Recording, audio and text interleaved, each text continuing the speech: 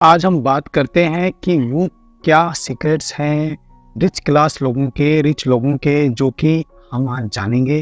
वो ऐसा क्या डिफरेंट करते हैं मिडिल क्लास या पुअर क्लास से कि भाई उनका अलग ही है कि वो कभी भी कमाते नहीं है, जॉब नहीं करते, 9 से 5 उनको जॉब नहीं करनी पड़ती। वो प्रॉपर ऐसा क्या करते हैं जिससे कि उनको बिना कमाए पूरी लाइफ वो लोग आराम से जी सकते हैं। क्या वो सिगरेट्स हैं जो हम जान सकते हैं? तो स्टार्ट करते हैं।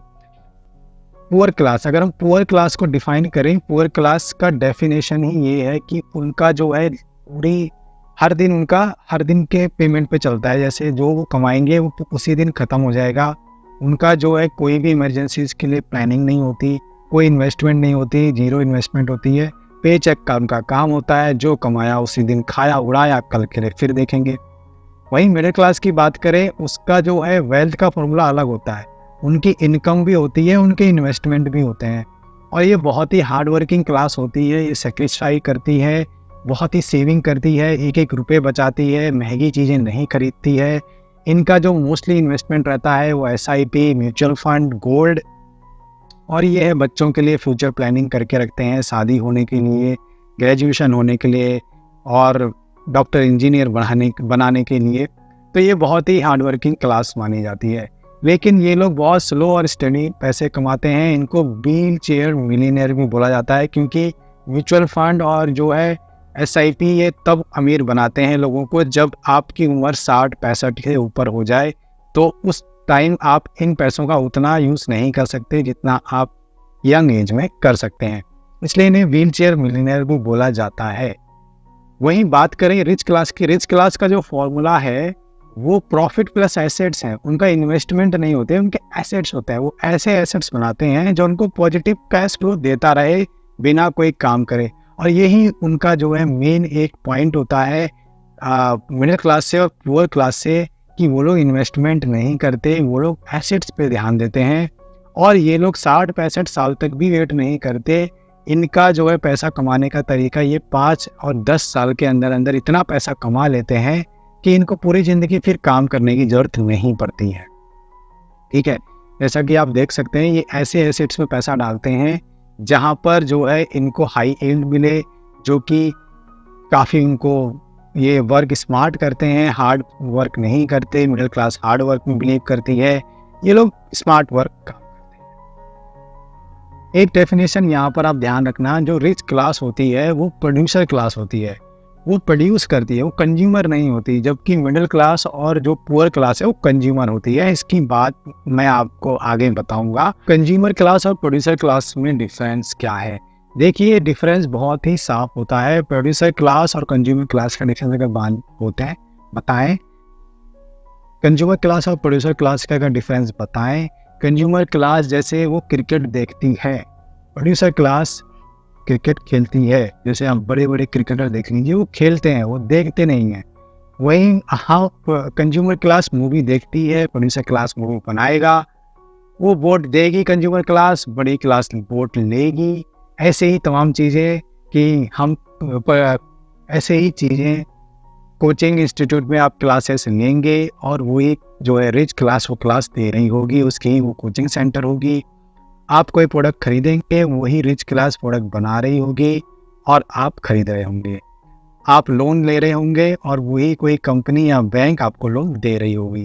तो ये कंज्यूमर क्लास और प्रोड्यूसर क्लास का मेन डिफरेंस। अब आप इन लोगों को देखिए, आपको इनमें क्या चीज़ कॉमन दिखती है?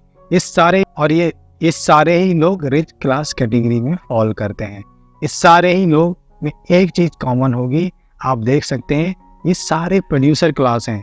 इन्होंने कुछ ना कुछ बनाया है और उसके कंज्यूमर्स हैं, वो उसको कंज्यूम करते हैं।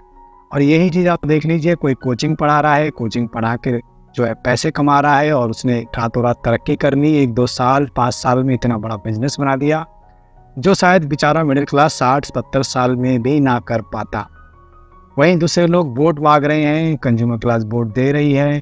वो एक क्रिकेट खेल रहा है, कंज्यूमर क्लास क्रिकेट देख रही है, और तमाम तरह की। तो कुछ सेक्टर्स हैं जहां पर बहुत ही आप जल्दी रिच हो सकते हैं, रिच क्लास में जा सकते हैं। सबसे पहला है सॉफ्टवेयर इंडस्ट्री। सॉफ्टवेयर इंडस्ट्री जैसे आप देख सकते हैं, किसी ने माइक्रोसॉफ्ट बनाई, सॉफ्टवेयर बनाया, इसमें लागत बहुत कम होती है, एक टैलेंट की ज़रूरत होती है, अगर वो आपका सॉफ्टवेयर चल गया, क्विक हील एक सॉफ्टवेयर ही था, वो बनाया गया, एंटीवायरस था, काफ़ी चला, सस्ता था, टिकाऊ था और काफ़ी चला। तो सॉफ्टवेयर अगर आपने कुछ ऐसा बना लिया है जो कि बहुत ही आसानी से दूसरी प्रॉब्लम सॉल्व कर रहा है, कम इन्वेस्टमेंट में, कम दाम पे, तो आप बहुत जल्दी रिच हो सकते हैं। सारे सेक्टर जो हैं आपको रिच बहुत ही जल्दी बना सकते हैं। लेकिन हर बिजनेस नहीं होता। ये नहीं आपने बस वीडियो देख ली और आप कल कहीं भी जाके अपना बिजनेस या कोई भी काम स्टार्ट कर सकते हैं और आप रिच हो जाएंगे, ऐसा भी नहीं है। आपको सबसे पहले बिजनेस का ये समझना है कि उसकी ज़रूरत आपको है या कंज्यूमर को है। आपको ऐसा बिजनेस बनाना है जिसकी ज़रूरत कंज्यूमर को हो। दूसरा, वहाँ पर एंट्री बैरियर होना चाहिए। कोई भी आके कल को वो बिजनेस इतनी आसानी से ना खड़ा कर ले, ऐसी चीज़ आपको बनानी है, वरना आपके कंपटीटर इतने ज़्यादा बढ़ जाएंगे कि वो उस प्रोडक्ट को सस्ते दाम पे लॉन्च कर देंगे मार्केट में और आपका बिजनेस धरा का धरा रह जाएगा। कंट्रोल होना चाहिए आपका बिजनेस में। ऐसा नहीं कि भाई भतीजा बात चल रहा है, कोई भी आके कोई भी पोजीशन पे बैठ रहा है, जिससे कि लोग सफ़र कर रहे हैं और एट द एंड अच्छे लोग कंपनी छोड़कर जा रहे हैं और आपके प्रोडक्ट पे इसका असर होगा और आपकी कंपनी डूब जाएगी। स्केलेबिलिटी की आपको स्केल करना है बिजनेस, तभी आप ज़्यादा से ज़्यादा पैसा कमा सकते हैं। जितने आप सेंटर खोलेंगे, जितनी स्टेट्स में जाएंगे, जितने गलियों में जाएंगे, वो स्केलेबल बिजनेस भी होना चाहिए। टाइमिंग बहुत ज़्यादा ज़रूरी है। बारिश आने पर ही आप छाता बेचेंगे, ऐसा नहीं कि आप सर्दी में या जो गर्मी में जो है आप छाता बेचना शुरू कर देंगे, जिसकी डिमांड बहुत कम होगी। बारिश में उसकी डिमांड बहुत अच्छी खासी होगी। आप जैसे छाता निकालेंगे, वो प्रोडक्ट निकालेंगे, वो बिकेगा। तो टाइमिंग भी बहुत ज़्यादा ज़रूरी होती है बिजनेस में, जिससे आप एक सफल बिजनेस बना सकते हैं और इस रिच क्लास में जा सकते हैं।